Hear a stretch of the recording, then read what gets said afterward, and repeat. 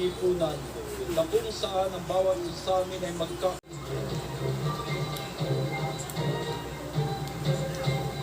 at maayos na mga kalye at lansangan.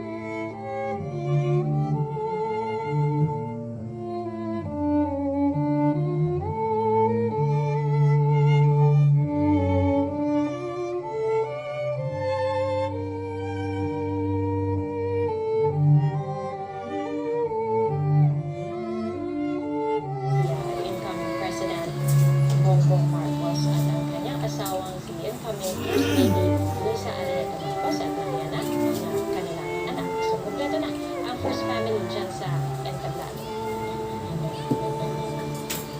So, alam natin na si incoming Representative Sandro Marcos.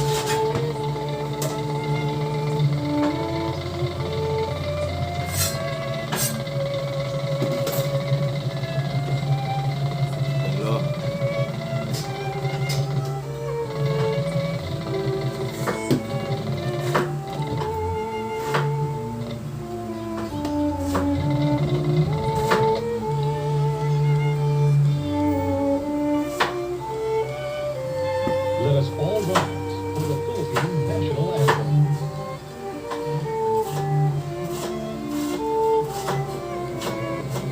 Bayang magiliw, perlas ng silanganan, alab ng puso, sa dibdib mo'y buhay. Lupang hinirang, duyan ka ng mabitin, sa manlulupig. Pasitiis, sa dagat at puntok, sa simoy at sa langit mong baghaw. May dilag ang tula at awit sa paglayang minamahal. Ang kislap ng watawat ko'y tagumpay na nagdinigin. Ang bituin at araw niya kailan pa may di magdidilim. Lupa ng araw ng walhang pagsinta, buhay ay lahit sa piling mo. Aming ligaya na pag may manapit, ang mamatay ng dahil sa'yo.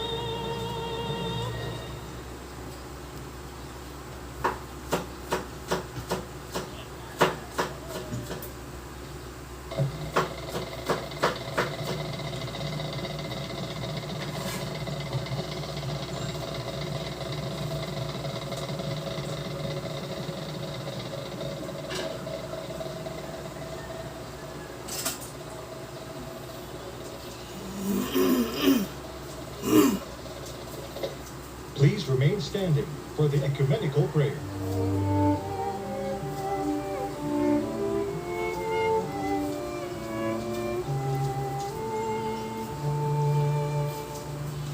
Kindly bow your heads in prayer.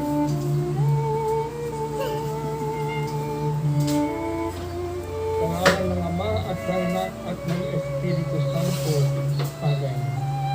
O Diyos naming maawain at mapagmahal, kami ay nagpapasalamat sa araw nito na iyong nilikha. Puspos ng biyaya para sa mundo at mga Pilipino kung saan aming tinatanggap ang aming bagong taon. Nawa Aming pagdadamami ng pag-ibig sa bayan, sa inyo, at sa aming kapwa. Sa pangalan ng Panginoong Yesus. Aming Amang malilimha at nagpapagpatuloy.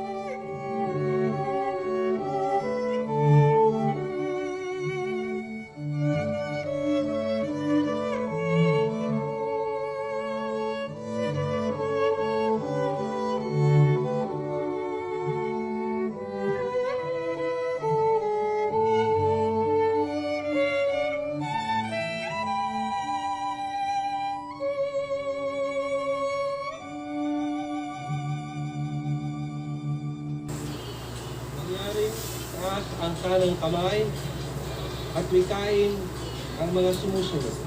Ako, si Ferdinand Romualdez Marcos Jr.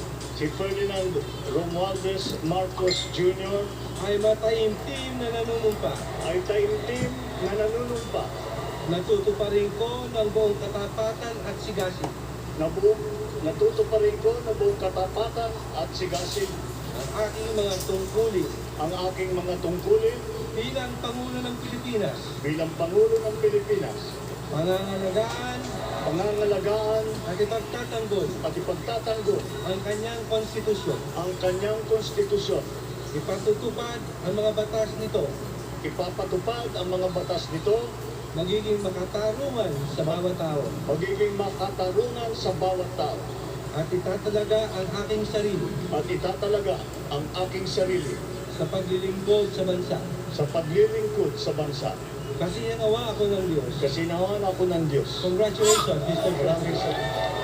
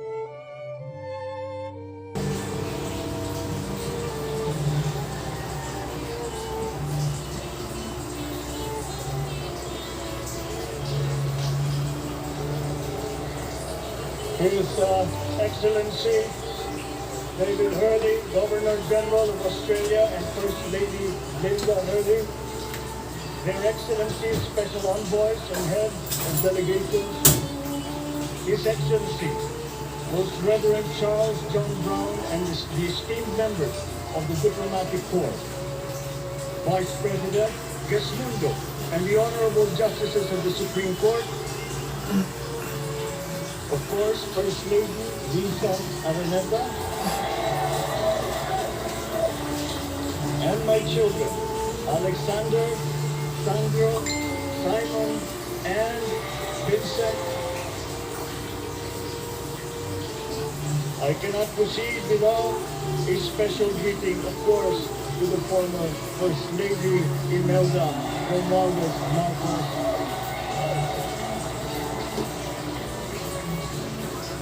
Other distinguished guests, ladies and gentlemen, my friends, ang aking minamahal na mga kababayan, magandang tanghali po sa inyong lahat.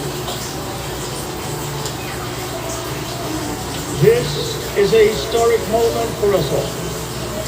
I feel it deep within me. You, the people, have spoken, and it is resounding. When my call for unity started to resonate with you, it did so because it echoed your yearnings, mirrored your sentiments, and expressed your hopes for family, for country, and for a better future.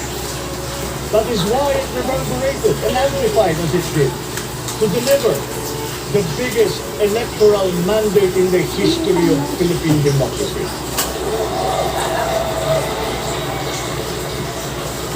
By your vote, you rejected the politics of division. I offended none of my rivals in this campaign. I listened instead to what they were saying, and I saw little incompatibility with my own ideas about jobs, fair wages, personal safety, and national strength, and ending one in a land of plenty. I believe that if we but focus on the work at hand and the work that will come to hand, we will go very far under my watch. You believe that too. At pinakinggan ko ang tinig ninyo na ang sinisigaw ay pagkakaisa, pagkakaisa, pagkakaisa. We will go farther together than against each other, pushing forward, not pulling each other back, out of fear, out of a misplaced sense of weakness. But we are the furthest from weak. The Filipino diaspora flourishes even in the most inhospitable times, where they are valued for their qualities. The changes we seek will benefit all and will shortchange no one. I was not the instrument of change. You were not. You made it happen. I am now. You picked me to be your servant, to enable changes to benefit all. I fully understand the gravity of the responsibility that you put on my shoulders. I do not take it lightly, but I am ready for the task. I will need your help. I want to rely on it. But rest assured, I do not predicate success on the wide cooperation that's needed. I will get it done. I once knew a man who saw what little had been achieved since independence in a land of people with the greatest potential for achievement. And yet, they were poor. But he got it done. Sometimes with the needed support, sometimes without. So will it be with his son. You will get no excuses from me.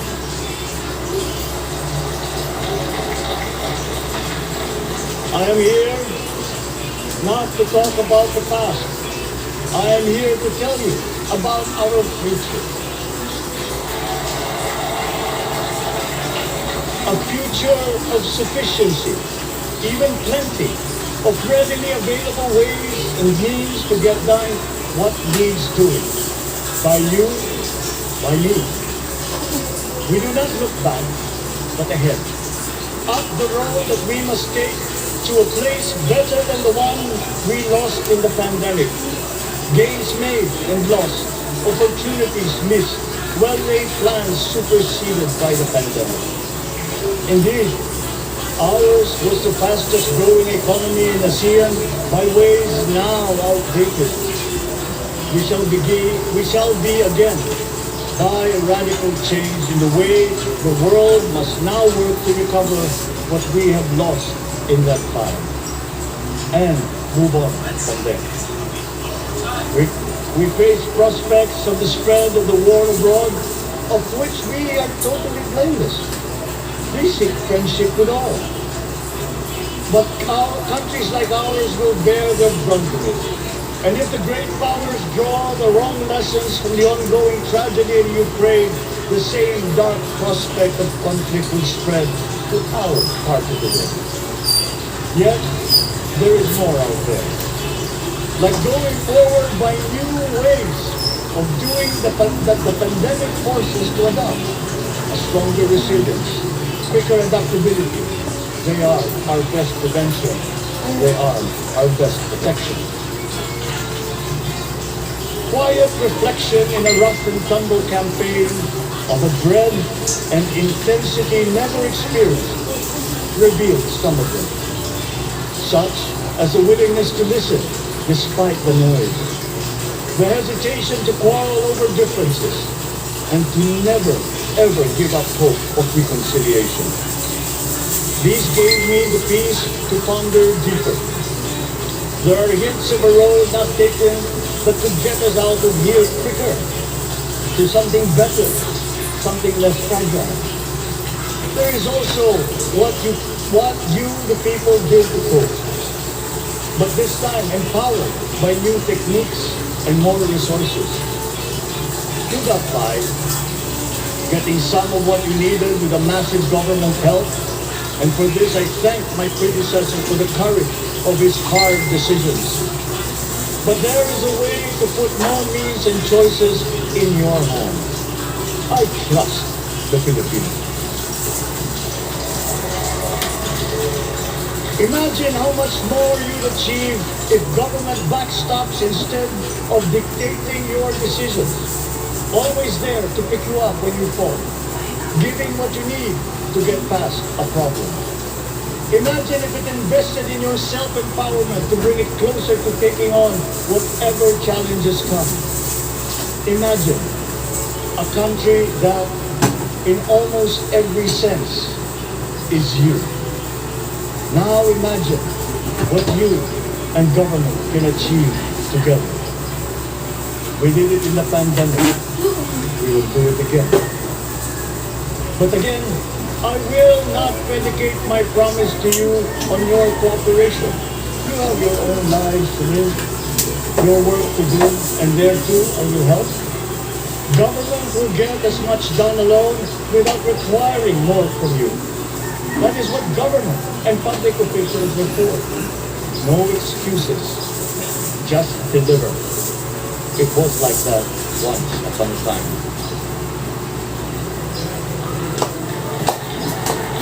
I did not talk much in this campaign. I did not bother to think of rebutting my rivals. Instead, I searched for promising approaches better than the usual solutions. I listened to you. I did not lecture you who has the biggest stake in our success. And the forthcoming State of the Nation will tell you exactly how we shall get this done. In this fresh chapter of our history, I extend my hand to all Filipinos. Come, let us put our shoulders to the wheel and give that wheel a positive turn to repair and to rebuild and to address challenges in new ways to provide what all Filipinos need, to be all that we can. We are here to repair a house divided, to make it whole, and to stand strong again. in the Bayanihan way, expressive of our nature as Filipinos. We shall seek, not scorn dialogue. Listen respectfully to contrary views. Be open to suggestions coming from hard thinking and unsparing judgment. But always from us, Filipinos. We can trust no one else when it comes to what is best for us. Past history has often proven that. Solutions from outside divided us.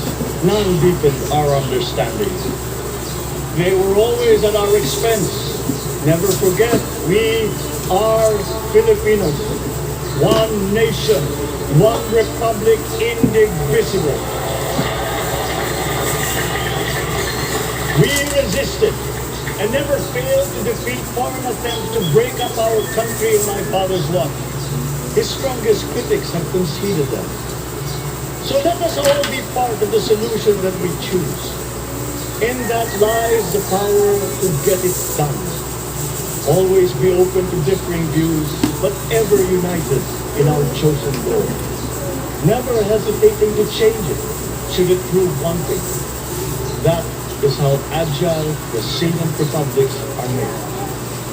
Our future we decide today. Yesterday cannot make that decision anymore, nor can tomorrow delay it.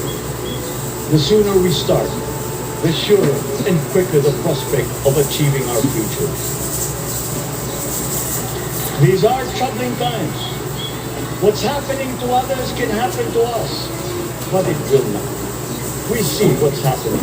We are witness to how it is being stopped, and we have seen the glory that crowns struggle against all odds. Giving up is not an option. We've been through times of bitter division, but united, we came through to this when it shall begin again, but better. The campaigns have taken me here where I stand today. I listened to you, and this is what I have heard. We all want peace in our land.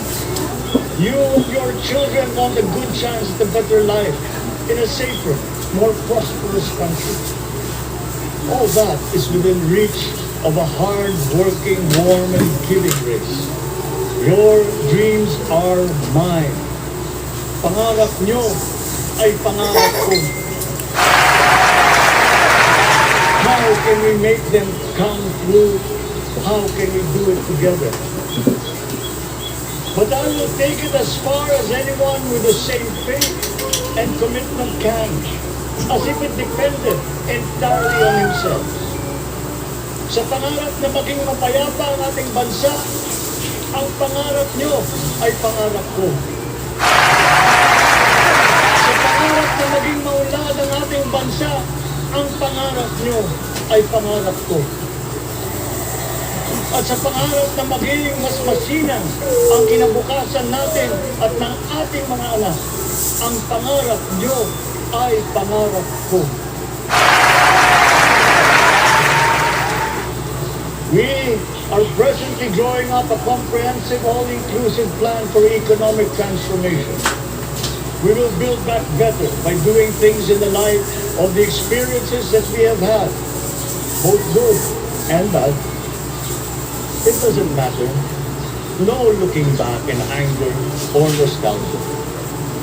In the road ahead, the immediate months will be rough, but I will walk that road with you.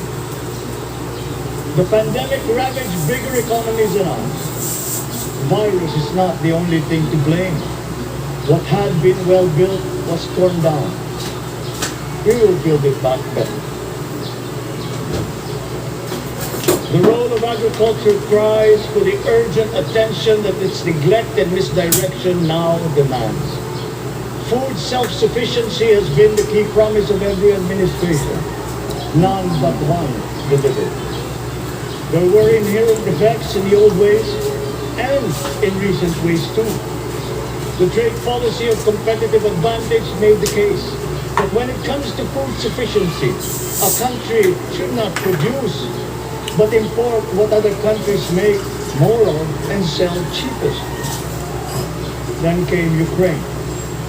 The most vulnerable when it comes to food are the countries furthest away from the conflict, those bearing no blame for provoking.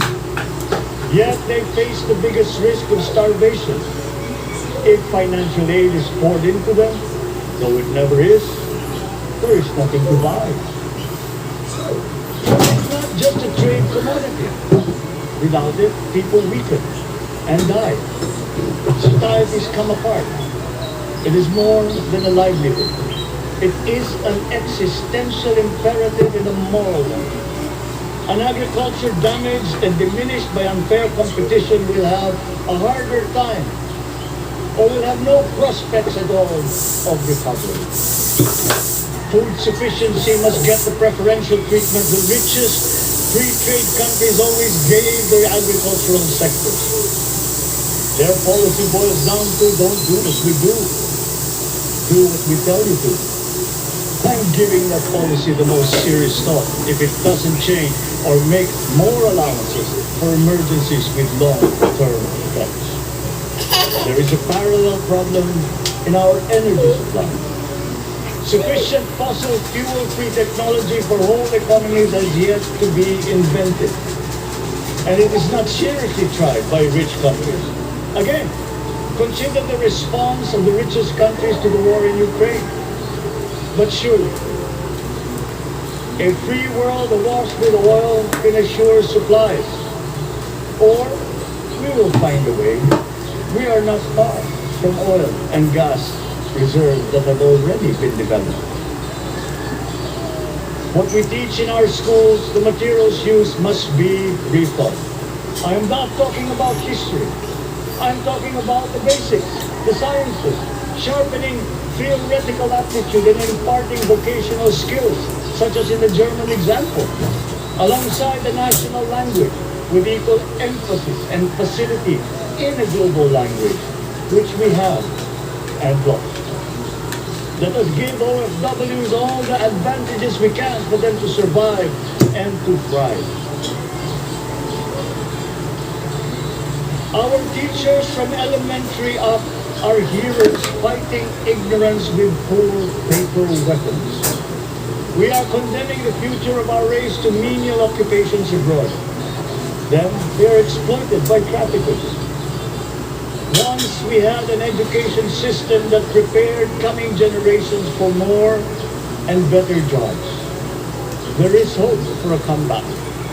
Vice President and soon-to-be Secretary of Education, Sara Duterte-Ctto, will fit that mission to a T. We won't be caught unprepared, under-equipped, and understaffed to fight the next pandemic. To start with, we never got over the pandemic of poor, if any, free public health.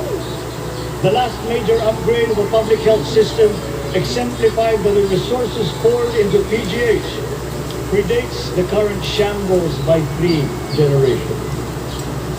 Our nurses are the best in the world.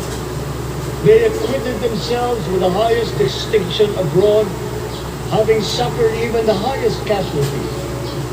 With the same exemplary dedication at home, they just got by. They are out there because we cannot pay them for the same risk and workload that we have back here. There will be changes starting tomorrow. I am confident because I have an uplift in my cabinet. There were shortcomings in the COVID response. We will fix them out in the open. No more secrets in public health. Remember, I speak from experience. I was among the first to get COVID. It was not a walk in the park. My father built more and better roads, produced more rice than all administrations before his. President Rodrigo Roa Duterte built more and better than all the administrations succeeding my father. Much has been built, and so well, that the economic dogma of dispersing industry to develop the least likely places has been upturned. Development was brought to them. Investors are now setting up industries along the promising routes built.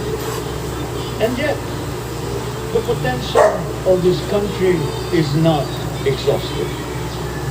Following these giant steps, we will continue to build.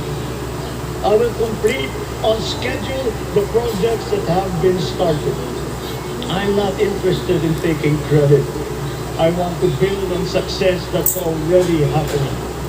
We will be presenting the public with a comprehensive infrastructure plan. 6 years could be just about enough time. No part of our country will be neglected.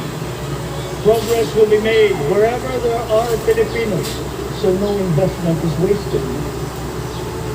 The recovery of Philippine tourism with its emphasis on accessing nature's beauty, I am sure will exceed expectations.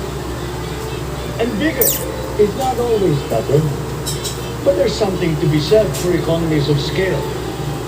And yet the country invites investments in fast-rising industries with quick returns and inflicts irreparable damage for future generations. We have yet to see large-scale practical solutions to pollution, though some are beginning to emerge. But there are tried and proven new ways of mitigation. Blades have been turning over the sand dunes of Ilocos Norte, harnessing a power all around, but unseen, long before this day. I built them. The rich world talks a great deal, but does a lot less about it than those with much less, but who suffer more death and destruction from climate change and lack of adaptation. We will look to our partners and friends to help the Philippines, who, despite having a very small carbon footprint, is at the highest risk. First, spare victims, then help them recover, and move on to lessen the harmful impact of climate change.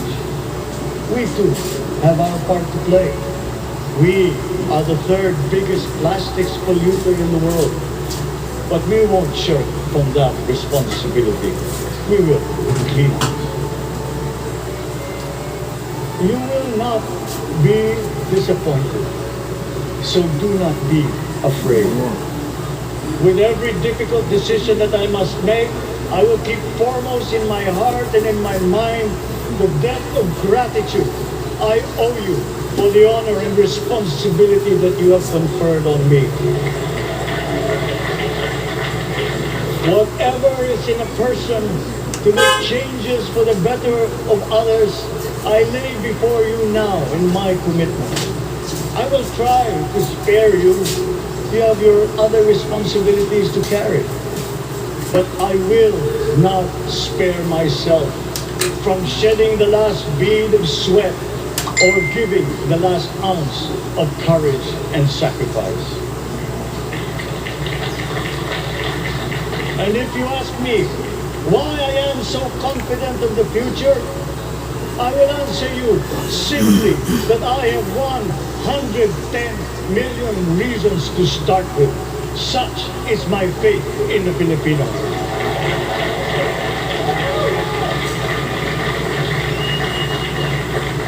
Believe, have hope. The sun also rises like it did today and as it will tomorrow. And as surely as that, we will achieve the country all Filipinos deserve. God bless the Philippines.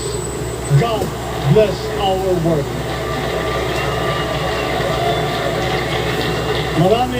Maraming salamat po sa inyong lahat. Mabuhay ang Pilipinas. Magandang tanghali po.